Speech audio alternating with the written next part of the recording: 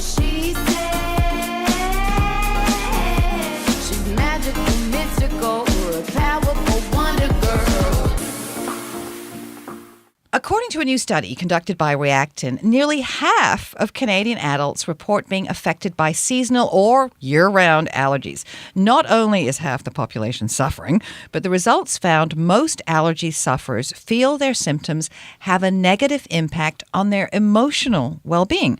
Joining us now to discuss this is Victor Wong. He's a pharmacist at Shoppers Drug Mart. Welcome to What She Said, Victor. Thanks so much, Kate. So, okay, even with half the population suffering, the study found that 1 in 5 allergy sufferers don't use any kind of treatment. Why do you think that is? Yeah, that's a huge percentage of the population. Yeah. That's about more than 16 million Canadians. Isn't that crazy? It is crazy.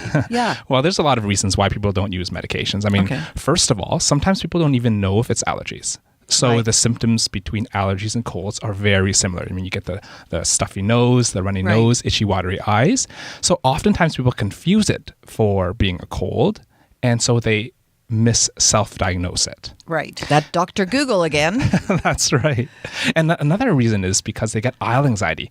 I don't know if you've ever walked into a pharmacy, but it's an entire wall full of medications. And sometimes people are really intimidated by that. They don't know what to choose and what the best treatment is. Exactly. Yeah. They should be. They should be doing that. That's exactly what I do. Yeah, I say I need this best? and whatever. Exactly. And of course, the last reason is because sometimes people just suck it up. People just... They want to be manly. They want to be manly, and they would rather suffer than go on with their lives. Well, Now, I was going to say, speaking of being manly, do men or women suffer more? Is there a difference? Well, studies actually show that genetically, women are more predisposed to suffer from allergies more than men.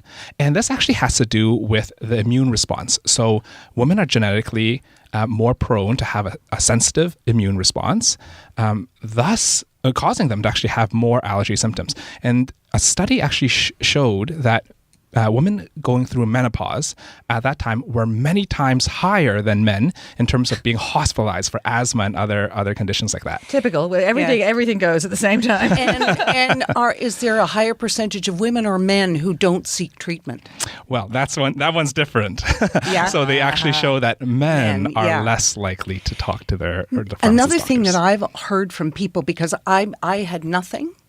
My children had asthma, but I had nothing until I started getting older. And then it was a little more and a little more. And now I do have seasonal allergies. I think our immune system just, as we get older. That's absolutely correct, yes. But I've talked to people who have the same thing. And I say, why don't you go and get an antihistamine? Oh, it makes me drowsy. I don't like the way it makes me feel. I said, you like this? Like snorting all day? Like running down your... Anyway. Yeah. So I think that's another thing too. People feel that they don't understand that they're daytime and nighttime things, that you don't have to be groggy. You don't have to be groggy. And it's about choosing the right medication. So for instance, I love taking my Reactin. I find Reactin really works well for me. So do I. Yeah. And it's for most people generally non-drowsy and also lasts the entire day. Some allergy medications you have to dose 4 or 5 times a day. And with something like Reactin, I find I just take 1 tablet a day and it's good at controlling my itchy eyes, watery nose, sneezing. So you're right, Christine. It's about choosing the right one. So what about, let's go back to some of the highlights of the report. Pollen and hay fever are the leading cause of allergies in Canada. Yes. But the figures for both of those allergens have increased significantly in the last few years. Right. And people are experiencing more symptoms even. Yes. What's going on with that? So it's very strange, but the hypothesis is that climate change has something to do with it. So because of climate change, we find that the seasons are getting warmer. So winters are getting shorter. Spring is occurring earlier. That's allowing all the plants and the trees and the flowers and the grass to start pollinating earlier on the season. So people are suffering very early on in April. And also, with the early thaw, this exposes a lot of mold as well, causing people who are allergic to mold to also have symptoms as well. Well, I said I get allergies in the fall, and you said, oh, you're allergic to mold. Yes. How do you know that automatically, that it's mold and like... As soon as you would notice any dew on the grass, that's when it's really bad for a lot of allergy sufferers, because that's mold. You're absolutely correct, Christine. Mold spores. And a lot of people don't realize there's actually different seasons of allergies. So early on in the spring, you're looking at pollen. So people who are sensitive to pollen will have symptoms at the time. So pollen from trees like oak or birch, things like that. And then towards midsummer, it's grass allergies. And then later on, towards the end of fall, there's been a lot of foliage that's fallen. People have been cutting their grasses, and the mold really comes out and affects a lot of people. Well, allergies are all part of that whole sort of bucket, and one of the areas is asthma, but that's absolutely allergies. I mean, with a different reaction, perhaps. But when my kids were young, when I was young, I don't remember anybody talking about allergies or asthma. But now everybody talks about it. Like half a class has asthma. Everybody's got allergies. Everybody's talking about allergies. Right. Is that all because of global warming? Well, there's also the hygiene theory.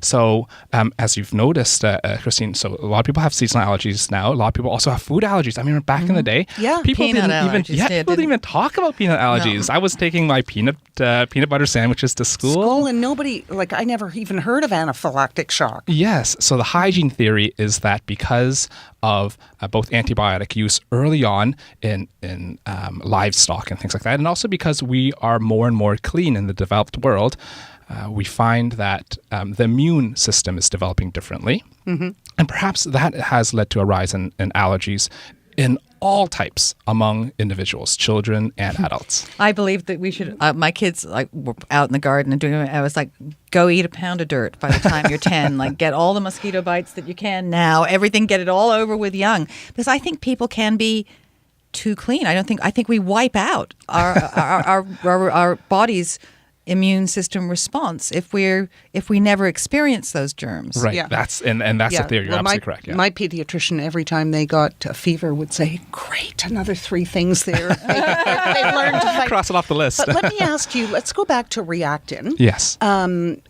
Which is basically an antihistamine, anti-allergen, right? Right. So. Yes.